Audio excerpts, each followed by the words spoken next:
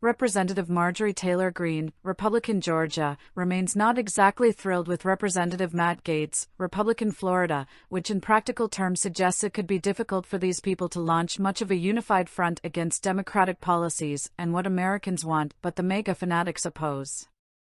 Of course, the Democratic majority in the Senate and continued Democratic control of the White House already meant it would be difficult for the new Republican majority in the House, in which Greene and Gaetz have found themselves, to get a lot done that's beyond the basics of running the government.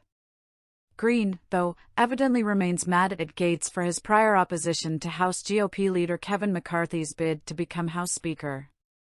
The Republican majority in the new Congress was thin enough that Gaetz and allies of his were able to derail McCarthy's efforts for days, leaving Democrats closer in many of the votes that were held to actually hitting the needed majority and seating a speaker.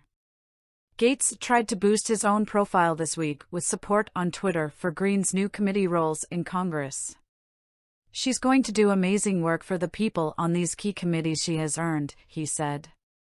Greene replied in brusquely dismissive terms.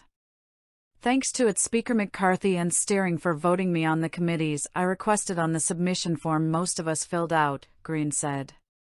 "Too bad we're weeks behind after you spent a week only getting MTV from 5 to 1.